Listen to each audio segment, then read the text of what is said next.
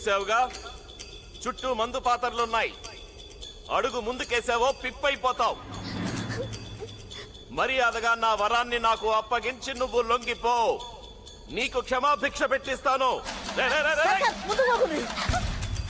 అరే వీడేంటి మందు పాత్రలంటే దీపావళి టపాసులు అనుకుంటున్నాడా? వాటి పవర్ ఏంటో చూపిస్తే గానీ మన దారికి వచ్చేలా లేడు.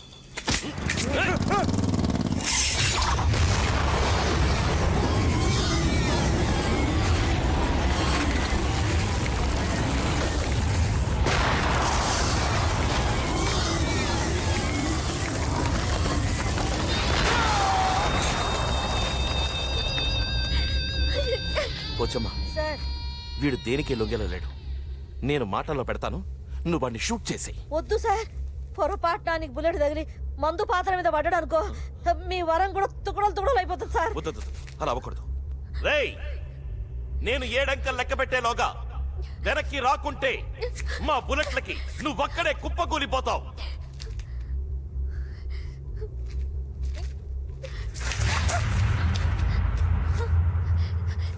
ఇప్పటికైనా బుద్ధి తెచ్చుకో. మా ప్రేమ ముందు ఓడిపోయినని ఒప్పుకో, లేకపోతే అనుభవిస్తావు. అదేదో ఇద్దరం కలిసి అనుభవిద్దాం రా. 1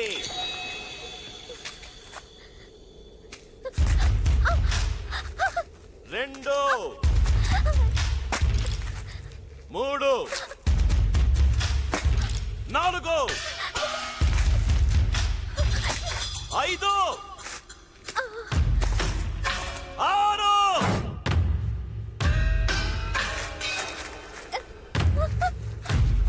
7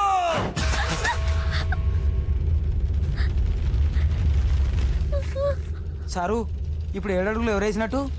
అంకిల్ మనాడు లెక్కెట్టాడు, అడుగులు అతనేసాడు. అంటే పెళ్ళైపోయినట్ట?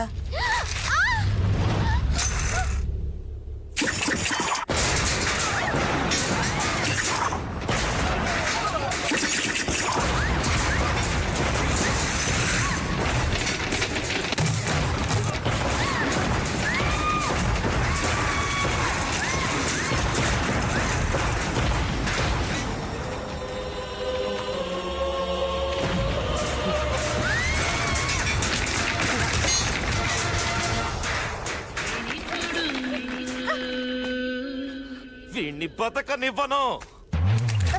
సార్, ఏయ్! అమ్మా బాంబు మీద కాలేసిండు.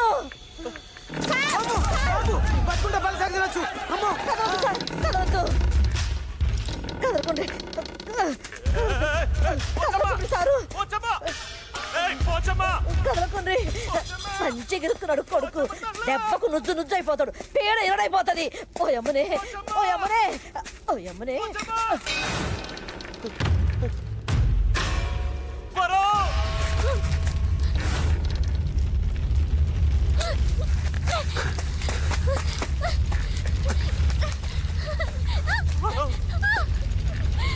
ప్రేమ, దోమ, వంకాయ అన్నావుగా, చూపించు. దర్జాగా నడుచుకొచ్చేస్తాడు. అక్కడుండు, అక్కడ.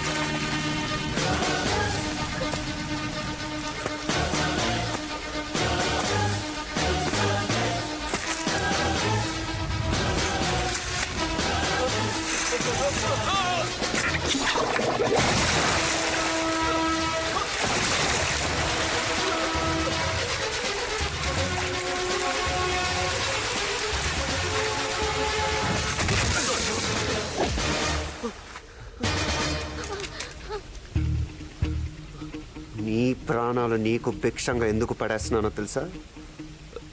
ఈ క్షణం నుండి నేను ఇచ్చిన ఈ బతుకుతో క్షణక్షణం చస్తూ బతకాలి. స్టూడెంట్లు రాజకీయాల్లోకి వస్తే ఏ గతి పట్టిస్తానన్నావో, నీలాంటి రాజకీయ గూండాలకు కూడా అదే గతి పట్టిస్తాను. ఇప్పుడు మొదలవుతుంది నీ అస్సలు పెళ్లి.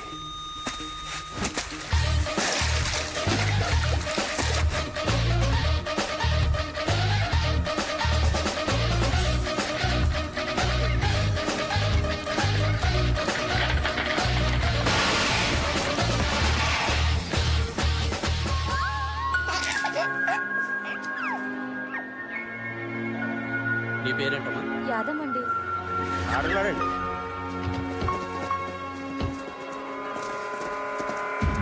రేయ్, నమస్కారం సార్. ఎక్కడ్రా సిద్ధార్థ?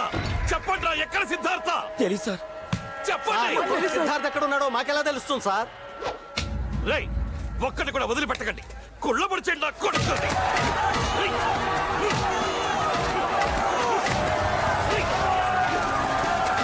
ఎక్కడ్రా సిద్ధార్థ? చెప్పు, ఎక్కడ? చెప్పు.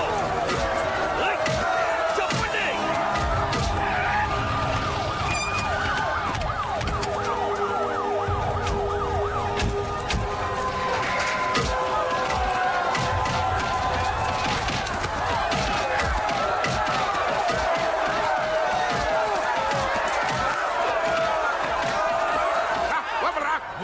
ఏమైందిరా నీకు?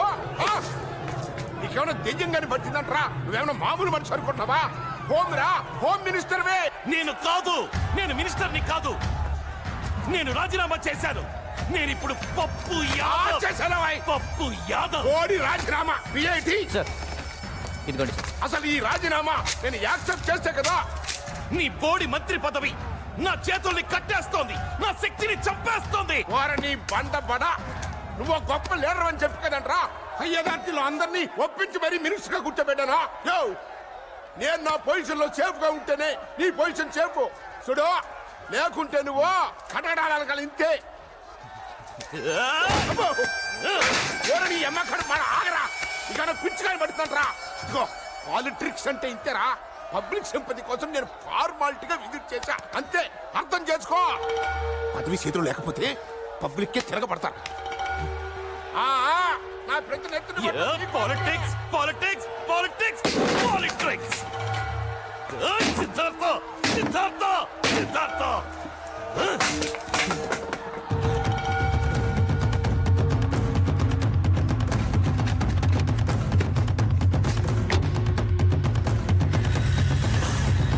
స్టేట్ నీ ఇజ్జత్ పడిపోయింది.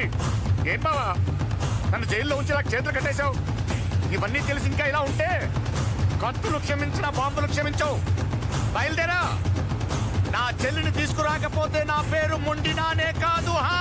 ఎవరి కష్టాలను అయితే చూసి రాజకీయాల్లోకి రావాలనుకున్నాము, వాళ్ళ పరిస్థితి మాత్రం మరీ అధ్వానంగా మారిందిరా. కూలీలా మారిన వాళ్ళు చూసాం, బిచ్చం ఎత్తుకునే పరిస్థితులను చూసాం, చివరికి ఇప్పుడు బలవంతపు చావులను కూడా చూడాల్సి వస్తుందిరా. పైగా పప్పు యాదవ్ మన మీద పగతో వాళ్ళని ఇంకా చిత్రహింసలు పెడుతూ వాళ్ళ కోసం కేటాయించిన పొలాలు నమ్ముకోగా ఏదో నామకే వాస్తే కట్టించిన ఇళ్ళని కూడా నిధులు లేవంటూ సగంలో ఆపేశాడు. పబ్లిక్ లో కూడా మన పట్ల కన్ఫ్యూజన్ ఏర్పడిందిరా.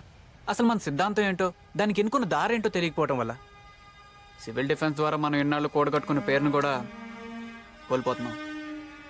ఏ ప్రజలకైతే మనం మరింత దగ్గరై సహాయం చేయాలని రాజకీయాల్లో అడుగు పెట్టామో, మన మొదటి లక్ష్యం కూడా అదే. వాళ్ళకి సహాయం అందటం. మనం అందరం ఎక్కటం ముఖ్యం కాదు. టెర్రరిస్టులుగా మన మీద పడ్డ నింద తొలగిపోవాలి. ఇదంతా పప్పు యాదవ్ చేసిన కుట్రను మనం నిరూపించగలిగితే ఈ రాజకీయాల్లోని మొదటి కలుపు ముక్క నీరేసే అవకాశం దక్కుతుంది. అసలు ఆ రోజు క్యాన్వాసింగ్ మనం అద్దెకి తీసుకున్న సూమో ఎవరిదని ఆరా తీస్తే ఏమైనా ఆధారాలు దొరకచ్చు. అమ్మో, ఇన్నాళ్ళు ఈ అమ్మాయిని ఎలా భరించారా బాబు? బురదనేస్తుంది. దాంతో జాగ్రత్తగా ఉండాలి, లేకపోతే మనకే మస్కా కొట్టి పారిపోద్ది. ఓసారి మేం పడవ మీద వెళ్తుంటే సరిగ్గా మా పడవ పక్కనే వెళ్తున్న ఇంకో పడవలో ఆయన కనిపించారు. నా చూపులు ఆయన మీద ఆగిపోయాయి. అందరూ గోదావరిని చూస్తున్నారు, నేను మాత్రం ఆయన్నే చూస్తున్నా. అడ్డంగా కూర్చున్నాడా? అందంగా కూర్చున్నారు. ఆయన అందానికి నా కళ్ళు అదిరే. ఇంకేం అదర్లేదా? అదిరింది ముక్కు. దాంతో నా ముక్కు పడక గోదావరిలో పడిపోయింది. దరిద్రం వదిలిపోయింది. నాకు ఏడుపు వచ్చింది.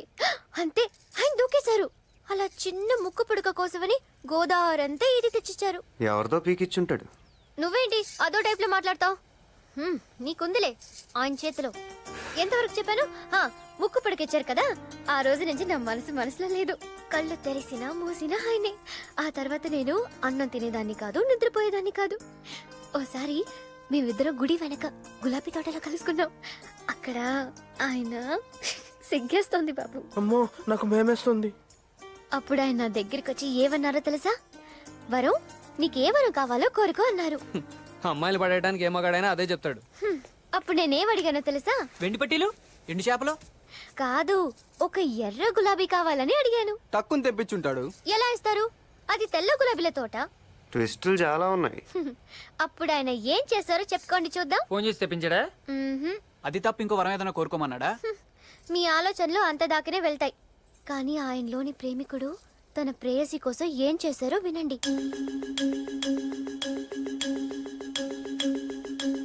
చెయ్యి కోసి ఆ రక్తంతో తెల్ల గులాబీని ఎర్రగా చేసి నాకిచ్చారు. ఎవరు చెయ్యి? ఆయనే కోసుకున్నారు. ఊరుకో, రక్తం కంటపడితే తప్ప నిద్రలాడు, ఎదుటాడు పీక్ వస్తే తప్ప పడుకోడు, ఆడు చేయి కోసుకోవడం ఏంటి? ఆయన మనసు మీకెప్పటికీ అర్థం కాదు. తను కాలిపోతూ లోకానికి వెలుగిచ్చే కొవ్వొత్తి లాంటోడు. కనీసం ఆడికి కొవ్వు ఉందన్న ఒప్పుకున్నావు. మీరు నమ్మరు. నీకు పిచ్చానుందా? నమ్మరు. అవును, పిచ్చే. ప్రియుడి ఎడబాటు భరించలేకపోవడం పిచ్చే అయితే నాకు పిచ్చే. నచ్చిన వాడి కోసం బాధపడ్డ పిచ్చే అయితే నాకు పిచ్చే. తన గురించి ఆలోచిస్తూ రోజులు గడపడం పిచ్చే అయితే నాకు పిచ్చే. పిచ్చే పిచ్చే పిచ్చే నాకు. సరే సరే ఒప్పుకుంటున్నాం, నీకు పిచ్చే.